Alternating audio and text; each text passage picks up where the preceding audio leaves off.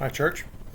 When you read in the New Testament, it's rare that you find an example of a member of the Sanhedrin, a Pharisee or a Sadducee, saying something and it be cast in a good light in the New Testament. Typically, every time we hear them speak in the Gospels or elsewhere, whenever we hear them speak, it's usually a bad thing. There's one glaring example of when that's not the case, and that's what I want to talk about for just a couple of minutes. It's the story of Gamaliel, who was a Pharisee, member of the Sanhedrin, and very respected. Everybody looked to him as the expert among experts. In fact, some commentators even give him a specific title within the Sanhedrin that may actually promote the idea that he was the true lineage through the line of David to be king. But anyway, very important guy in the Sanhedrin. There's an example in Acts chapter 5 where he says something that actually is positive and turned out to be almost prophetic. So here's the setting for Acts 5. The apostles are starting their mission at this point. They are beginning to go out and preach, and they've pulled in quite a following. In fact, as they preach there in Jerusalem, it said that earlier in chapter 5, it said that if people would gather around in hopes of just Peter's shadow passing over them, that they may be healed. So they did a lot of healings, a lot of wonderful things. The high priest, the Sanhedrin, they became jealous. They didn't like it, so they threw him in jail. This is going to happen a lot throughout the rest of Acts. They throw him in jail. During the night, an angel comes down, releases him from prison, tells him, go back out to the temple courts and tell the people just how wonderful this new life of yours is. So that's what they do. They go out and start preaching to the people the next morning. The Sanhedrin gathers, said, let's bring these guys in, let's talk to them. So they go to the jail. Obviously, they're not there. Well, what has happened to them? Somebody says, you know what? They're out there preaching again. We told them not to preach. They're out there preaching. So Peter and the others get pulled in front of the Sanhedrin, get pulled into the courts. And this is what chapter 5 tells us that the Sanhedrin says to him, says, we gave you strict orders not to teach in his name, yet you have filled Jerusalem with your teaching and are determined to make us guilty of this man's blood. You know, they're not about to, they pushed that off on Rome. Remember, that's going to be Pilate's fault. You're determined to make us guilty of this man's blood. Here's what Peter says. We must obey God rather than human beings. That's an important point. We'll come back to that. The God of our ancestors raised Jesus from the dead, whom you killed by hanging him on a cross. Okay, two big problems with what Peter just says to these guys. Two big problems. One, we must obey God rather than human beings. He's now drawing a line between God and what the Sanhedrin, specifically the Sadducees, have to say.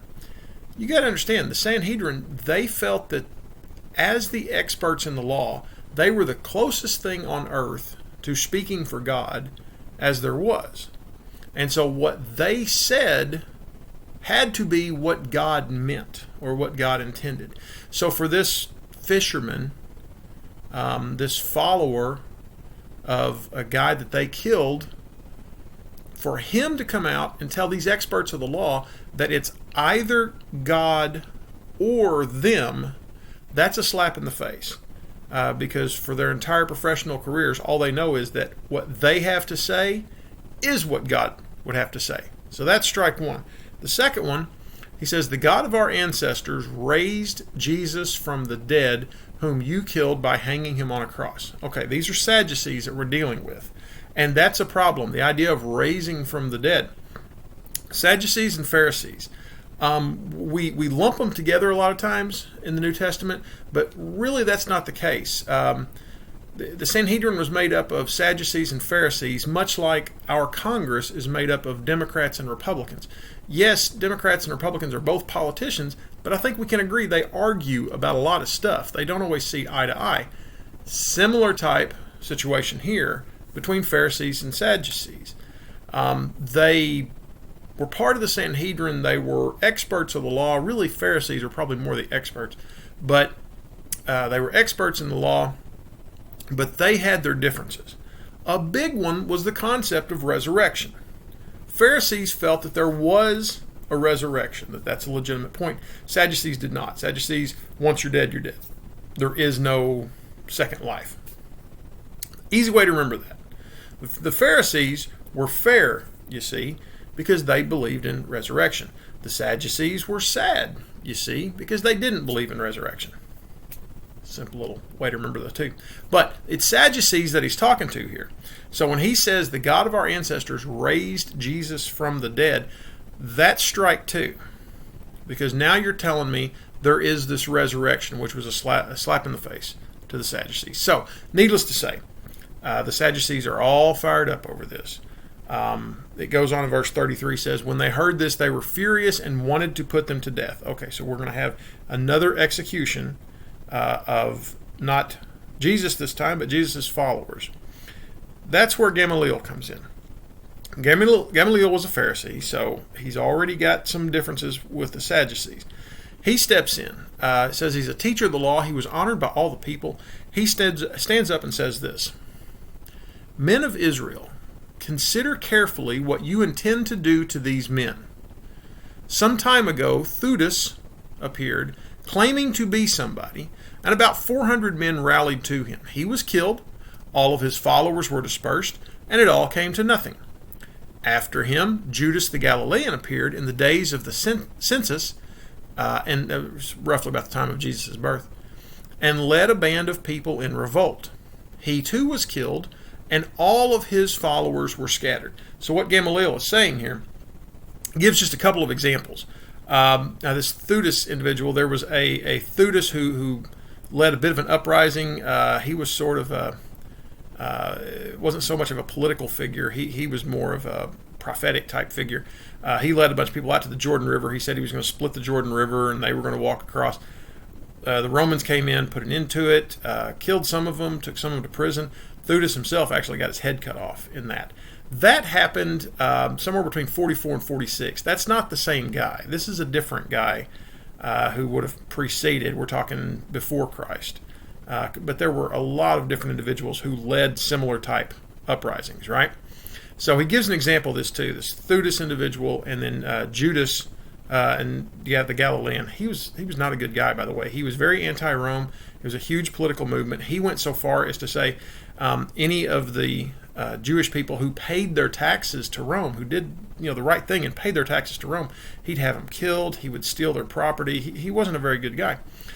The point Gamaliel was making is that these two individuals came, they had this huge following, this huge uprising in the Sanhedrin's eyes, kind of like Jesus did, this huge following, but as soon as they were killed, everybody scattered, right? So, with that in mind, he says, therefore, in the present case, talking about Peter and the other apostles, I advise you, leave these men alone. Let them go. For if their purpose or activity is of human origin, it will fail. But if it is from God, you will not be able to stop these men. You will only find yourselves fighting against God. He was right, wasn't he? I mean, we say that now on the back end of all this, but he was right.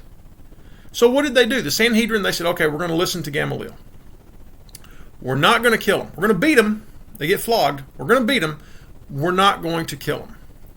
They were so happy about just being beaten. They went out and rejoiced and celebrated because they were found worthy to take a beating for Christ. That's how excited they were about it. The same Peter that just a few weeks, maybe a few months prior to this, would not even claim the name of Jesus.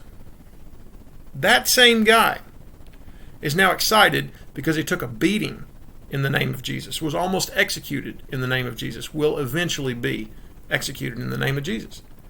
Gamaliel was right. The fact that the apostles did what they did after the death of Jesus, that shows it was from God. If Jesus had died, and that's the end of the story, then they would have gone back to fishing. It would have been over. But they didn't. They kept going. Just as Gamaliel said, if this is from God, you will not be able to stop these men. You will only find yourselves fighting against God. I have to say, Gamaliel was right. Everyone have a good day.